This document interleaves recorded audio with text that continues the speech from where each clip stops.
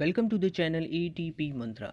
एक ऐसा प्लेटफॉर्म जिसके थ्रू आपको यहाँ पर जानकारी के साथ साथ बिल्कुल तरीका भी आप तक जो है शेयर किया जा रहा है, और तरीका वो जिससे कि हम चीज़ों को आसानी से याद कर सकते हैं। इन वीडियो सेशंस के थ्रू जो है हमने भारत के मध्यकालीन मुगल वंश के इतिहास को स्टार्ट किया हुआ है, और आज की वीडियो का जो टाइटल है वो है हुमायूं। बिल्कुल, आज हम बात करने वाले हैं हुमायूं के बारे में। इससे पहले हम बात कर चुके हैं हुमायूं के पिताश्री बाबर के बारे में। बाबर यानी कि पहला मुग़ल शासक, और जो ये हुमायूं है ये बाबर के बाद जो है दूसरा मुग़ल शासक होने वाला है। हुमायूं के बारे में सभी फैक्ट्स जानने से पहले कुछ बातें जो ज़रूरी हैं। पहली ये कि आप जो है एज अ बुक लूसेंट को प्रेफर कर सकते हैं, और दूसरी ये कि आज की वीडियो देखते टाइम जो आपका ज़ोर है वो इस बात पे होना चाहिए कि किस तरह वीडियो में मैं जो है चीज़ों को आपस में कनेक्ट कर रहा हूँ, और ट्रिक्स या फिर टिप्स के थ्रू जो है चीज़ों को आसान बना रहा हूँ। तो वार्तालाप में समय ज़्यादा व्यतीत न करते हुए करते हैं श्री गणेश। अब देखिए हुमायूं के बारे में सबसे पहला क्वेश्चन जो हमारे माइंड में आना चाहिए वो ये कि हुमायूं जो है गद्दी पर कब बैठा। तो बिल्कुल ये जो गद्दी पर बैठा है ये 1530 में जो है गद्दी पर बैठता है। या तो हम इसे याद कर सकते हैं या फिर हम इस तरह से भी समझ सकते हैं। देखिए, जैसे कि हमने आपको बताया था, हमने बात की थी बाबर के बारे में। बाबर के बारे में हमने कहा कि बाबर जो है 1526 ईस्वी में जो है गद्दी पर बैठता है, और बाबर एकमात्र ऐसा राजा जो है बादशाह कहलाया। पद बादशाही की उसने स्थापना की। तो आप देखिए बादशाह, चार वर्ड हैं तो 4 ही साल का उसका कार्यकाल था। तो 1526, 27, ठीक है, 28 और 29। उसके बाद जो है 1530 में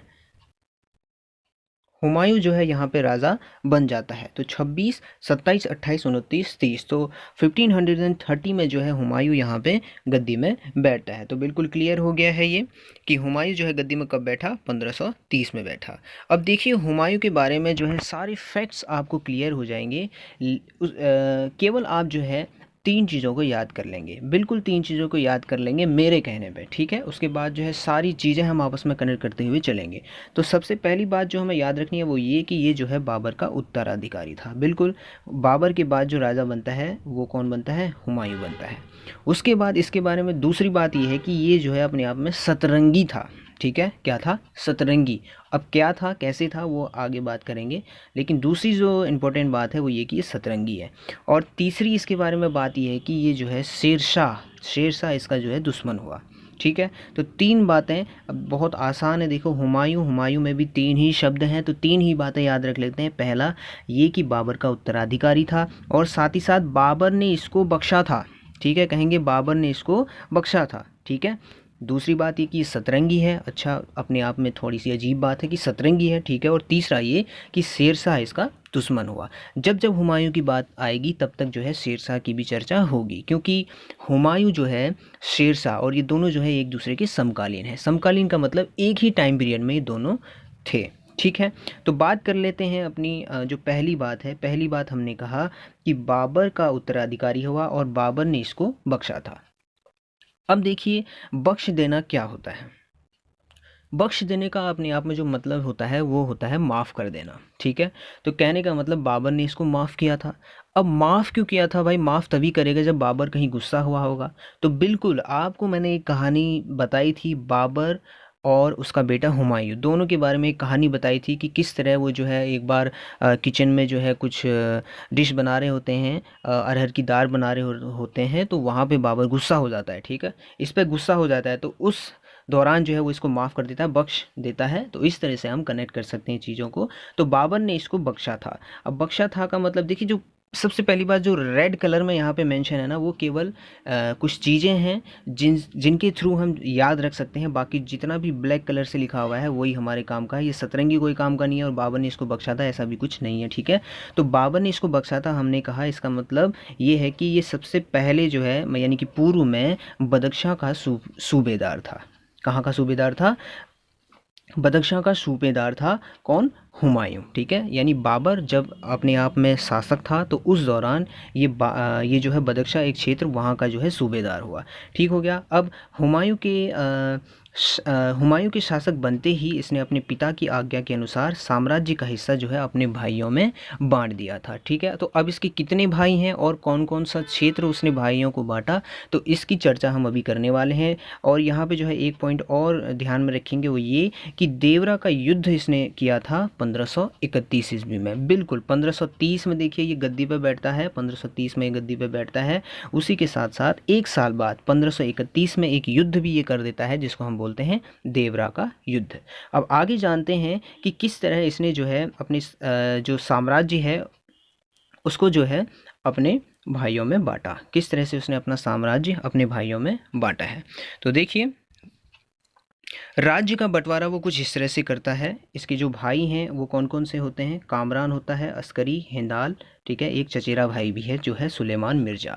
अब राज्यों का बंटवारा बिल्कुल वही बात है, बाबर ने इसको बख्शा था इसलिए क्योंकि बाबर नाराज़ हो गया था एक बार जब ये रसोई में थे, है ना। तो बाबर ने हुमायूं को बख्शा था, हम कह रहे हैं बाबर ने हुमायूं को बख्शा था और गुस्से में बोला था काम कर मस्करी जरा संभल के, हींग डाल अरहर में मेवा डाल, ठीक है। बिल्कुल स्पष्ट हो गया है ये। अब यहाँ से हम रिलेट करेंगे, देखियो काम से हो जाएगा कामरान, ठीक है। इसको कौन सा क्षेत्र दिया था, काम कर, कर से हम कहेंगे काबुल और कंधार का क्षेत्र इसने जो है इसको दे रखा था, काबुल और कंधार का क्षेत्र हो गया। मस्करी से हम रिलेट करेंगे अस्करी को, ठीक है। मस्करी से अस्करी को रिलेट करेंगे, मस्करी ज़रा संभल के यानी कि संभल का क्षेत्र दिया था। इसी तरह हींगदाल अरर में हींगदाल ने हिंदाल को दिया था अलवर और कह रहे हैं हींगदार अरहर में मेवा डाल, अलवर और मेवाड़ का क्षेत्र अपने आप में दिया था। और सुलेमान मिर्ज़ा जो कि इसका चचेरा भाई था उसको जो है अपना बदख्शा जिसमें पहले वो सूबेदार था वो वाला क्षेत्र दे दिया था। तो बिल्कुल क्लियर है, ये ट्रिक जो है बार बार हमने इसको ये तीसरी बार इसको जो है रिवाइज कर रहे हैं एक तरीके से। तो बिल्कुल आसान हो गया है, काम कर मस्करी ज़रा संभल के, हींग डाल अरहर में मेवा डाल। तो देखिए कितना आसान है, हमने केवल इतना समझा। इसकी पहली बात ये कि बाबर का उत्तराधिकारी बाबर ने इसको बख्शा था, क्यों बख्शा था, पूरी कहानी आपके माइंड में जो है ये यहाँ तक बिल्कुल क्लियर हो जाएगी अपने आप ही। नेक्स्ट देखते हैं जो दूसरी इसके बारे में बात है। दूसरी बात ये कि हमने इसको कहा ये जो है बाबर नहीं सॉरी हुमायूं अपने आप में सतरंगी है। हमने क्या कहा, सतरंगी, सतरंगी हुमायूं है। अच्छा जी, वो क्यों है, देखिए इसको सतरंगी इसलिए बोला जा रहा है क्योंकि ये 7 दिन में 7 तरह के कपड़े पहनता था। हाउ इंटरेस्टिंग, ठीक है। 7 दिन में 7 तरह के कपड़े पहन रहा है तो कहीं ना कहीं ये ज्योतिष में विश्वास रखता था। इसलिए देखिए कितना बढ़िया डायग्राम यहाँ पे मैंने बनाने की कोशिश की है। तो ये जो है 7 रंगीन बना रखा है मैंने, है ना। तो इसका मतलब यही है कि 7 दिनों में 7 तरह के कपड़े पहनता था। इसलिए ये पूरा सेंटेंस को मैंने एक बहुत ही छोटे जो है वर्ड में बोल दिया सतरंगी, है ना, सतरंगी बोल दिया इसको। अच्छा, अभी अपने आप में थोड़ा सा अनकम्फर्टेबल तो है ही, है ना, बहुत ही वियर्ड सा भी है कि हर दिन जो है एक पर्टिकुलर डे के दिन जो है पर्टिकुलर कलर का कपड़ा वो पहन रहा है, थोड़ा सा अजीब है।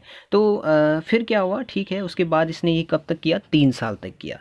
हम कह रहे हैं कि फिर 3 साल बाद उसने ये सब ना पहना, ठीक है, 3 साल बाद उसने ये सब नहीं पहना। तो ना पहना जो हम मैं कह रहा हूँ ना पहना, यहाँ से आपको रिलेट करना है दीन पनाह को, ना पहना को दीन पनाह को इस तरह से यहाँ से कनेक्ट कर लेना है। तो 3 साल बाद, तो बिल्कुल 1530 में ये जो है राजा बन गया है। तो 3 साल बाद क्या हो जाएगा, 1531, 32 और 33। तो 1533 में जो है ये दीन पनाह नामक नगर की स्थापना करता है। अपने आप में इंपॉर्टेंट क्वेश्चन है, क्वेश्चन आता है कि दीन पनाह नामक नगर की स्थापना किसने की थी, तो वो अपने आप में किसने की थी, हुमायूं ने की थी। तो आई होप आपको क्लियर हो गया होगा। हमने क्या कहा कि सतरंगी है, सतरंगी 7 तरह के कपड़े पहनने वाला, ठीक हो गया, क्यों, क्योंकि ये जो है ज्योतिष में विश्वास रखता था। 3 साल तक किया उसने ऐसा, फिर 3 साल बाद उसने ये सब ना पहना, अजीब तो है ही अपने आप में।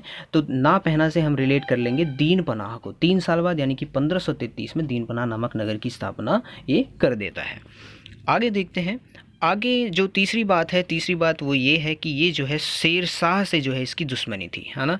तो जब जब हुमायूं की बात चलेगी शेरशाह की बिल्कुल चलेगी, क्योंकि शेरशाह और हुमायूं जो है एक दूसरे के समकालीन थे, ठीक है, यानी कि इनका टाइम पीरियड एक ही था। तो हमने कहा कि शेरशाह से इसकी दुश्मनी थी, ऑल गुड, इसकी दुश्मनी किससे थी, शेरशाह से थी, ठीक है। अपने समकालीन शेरशाह से हमेशा क्या रहता था, चौकस रहता था। अब चौकस क्यों रहता था भाई? क्योंकि ये जो है इसका दुश्मन है। अब दुश्मनों से सावधान तो रहेगा ही हर कोई आदमी, है ना? क्या रहेगा? चौकस। मैंने इसको बोला चौकस रहता था बिल्कुल।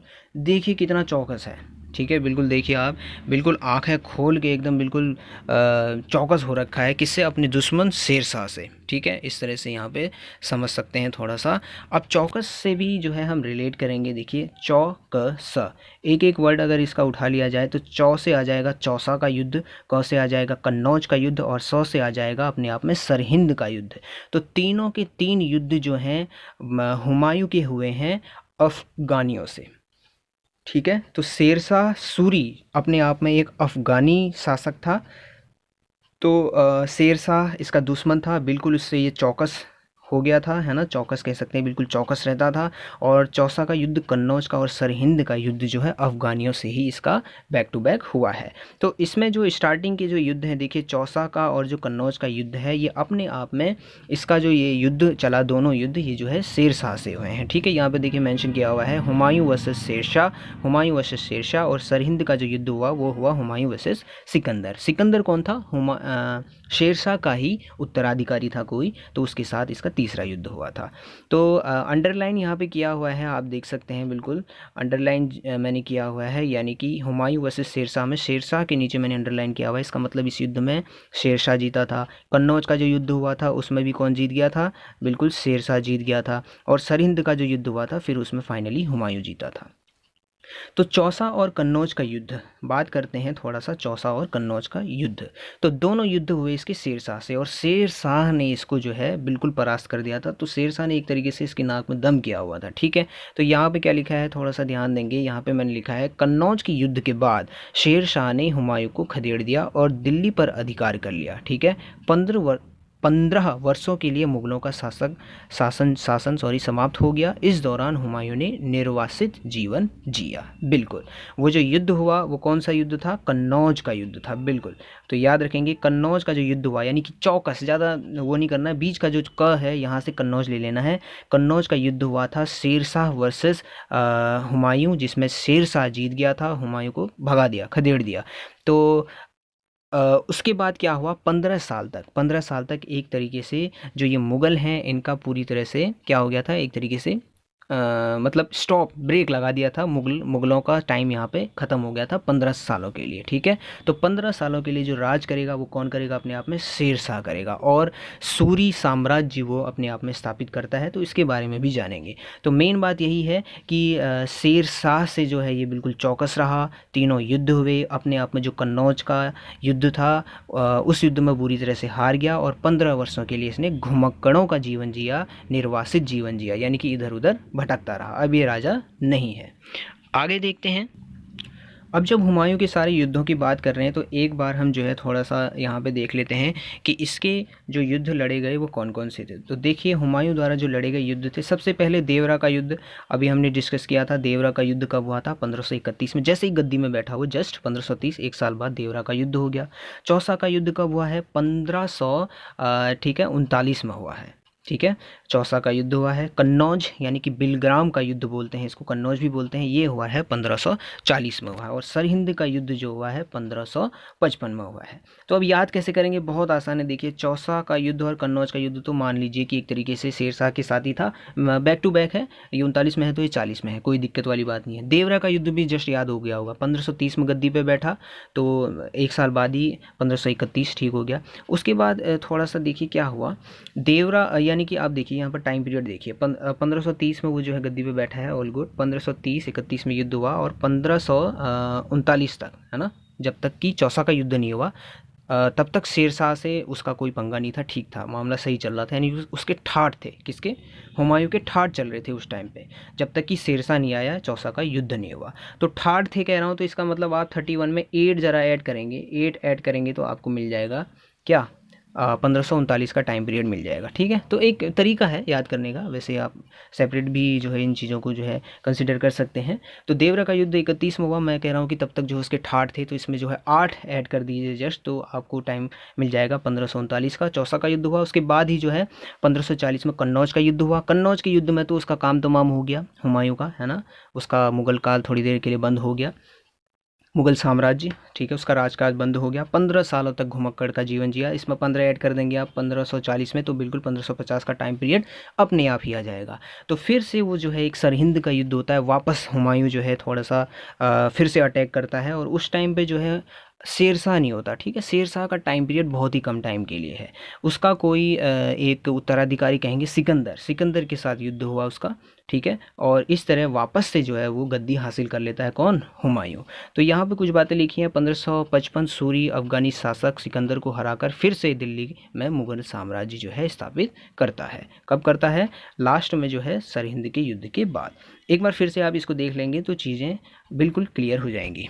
आगे देखते हैं कुछ और बातें, कुछ और इंटरेस्टिंग फैक्ट्स हैं हुमायूं के बारे में। पहला ये कि हुमायूं की जो बेगम है, हुमायूं की जो बेगम थी वो थी हमीदा बेगम, बिल्कुल अकबर की माँ। अब बाबर का बेटा हुमायूं, हुमायूं का बेटा होने वाला है अकबर, तो अकबर की जो माँ थी वो थी हमीदा बेगम। अच्छा, अब इनके बारे में भी बात ये है कि देखिए जो आपका कन्नौज का युद्ध हुआ था, तो वो कब हुआ था, देखिए एक बार फिर से दिखा देता हूँ आपको। जो कन्नौज का युद्ध हुआ है, देखिए यहाँ पे वो हुआ है 1540 में हुआ है। कन्नौज का युद्ध कब हुआ है, 1540 में हुआ है। ये देखिए 1540 में जो है कन्नौज का युद्ध होता है। तो होता क्या है कि 1540 में जो है कन्नौज का युद्ध हो गया, ठीक है। कन्नौज का युद्ध हुआ शेरशाह से, इसका काम तमाम हो गया, है ना। ये भाग गया, ठीक है, इसको भगा दिया शेरशाह ने। तो अब क्या हुआ कि देखो एक राजा जो अपना राजपाट बिल्कुल हार चुका है, ठीक है, और घुमक्कड़ों का जीवन बिताने वाला है 15 साल के लिए, तो फिर भी इन भाई साहब की आशिकी ख़त्म नहीं हो रही, आप देखिए, ठीक है। तो 1541 में ही क्या होता है, हारने के बाद, अपना सब कुछ हार जाने के बाद 1541 में ही वो हमीदा बेगम जी से मिलता है, ठीक है, शादीशुदी होती है। और फिर एक साल बाद, उसके अगले साल बाद, यानी कि 1542 में क्या हो जाता है, अकबर का जन्म हो जाता है। तो ये ऐसे ही कुछ बातें और याद रख सकते हैं। 1542 में फिर जो अपने आप में अकबर का जन्म होता है, 1541 में इसकी शादी होती है हमीदा बेगम से। तो इस तरह से भी चीज़ें यहाँ पे हैं। और दूसरी बात अगर करें तो देखें, हुमायूं नामा की जो रचना करती है वो करती है गुलबदन बेगम, जो कि नहीं, ये बेगम नहीं है, ये इसकी बहन थी, ठीक है। क्या थी, बहन थी ये इसकी, ठीक है। तो 4 भाई थे ये अपने आप में, और एक बहन थी वो थी गुलबदन बेगम। तो उन्होंने जो है हुमायूं नामा यानी कि इसकी आत्मकथा लिखी, और इसकी मृत्यु हो जाती है 1556 ईस्वी में। दीन पनाह की पुस्तकालय की सीढ़ियों से गिर जाता है। दीन पनाह है ना, उसने सतरंगी था, फिर उसके बाद उसने वो उस टाइप के कपड़े ना पहने, ठीक है। ना पहना से हमने दीन पनाह कनेक्ट किया था थोड़ी देर पहले। तो वही दीन पनाह जो उसने बनाया था वहीं की लाइब्रेरी से गिर गया, और उधर ही इसका हो गया काम। अब अगर आपको जो है इसकी मृत्यु याद रखनी है, क्या याद रखनी है, इसकी मृत्यु अगर आपको याद रखनी है तो मृत्यु का जो टाइम है वो है 1556 ईस्वी में। अब इसको कैसे याद रखें, देखिए अब जैसे इसकी मृत्यु होगी यानी 1556 में इसका हो गया, खल्लास हो गया ये, इसके बाद कौन राजा बनेगा, इसका बेटा अकबर। अकबर कब राजा बनता है, अगर आपको वो सारी ट्रिक याद है, जिस तरह से हर एक राजा का मैंने आपको टाइम पीरियड बताया था कैसे याद करेंगे, तो अकबर के बारे में बात ये कही थी हमने कि अकबर अपने आप में महान शासक था। उसने अपनी बादशाही फिक्स कर ली थी, क्या कर ली थी, फिक्स कर ली थी। फिक्स से रिलेट करेंगे 6 से, है ना। तो 1500 का ही टाइम पीरियड चल रहा होगा, और 15 5 लास्ट में आप 6 लगा देंगे, यानी 1556 में अकबर जो है राजा बन जाएगा। इसका मतलब ये है कि 1556 में ही हमारे हुमायूं भाई साहब स्वर्ग सिधार गए थे, ठीक है, स्वर्ग नहीं जन्नत सिधार गए थे। तो आज की वीडियो में इतना ही। अगली वीडियो में हम जानेंगे शेरशाह सूरी के बारे में, क्योंकि फिर जो है वीडियो लंबा हो जाने वाला है, तो इसलिए नेक्स्ट वीडियो में शेरशाह की बात करेंगे जो कि इसका समकालीन था। सो पीस आउट दोस्तों, आज की वीडियो में इतना ही। दिस वाज प्रियंक, मिलते हैं नेक्स्ट वीडियो में, धन्यवाद।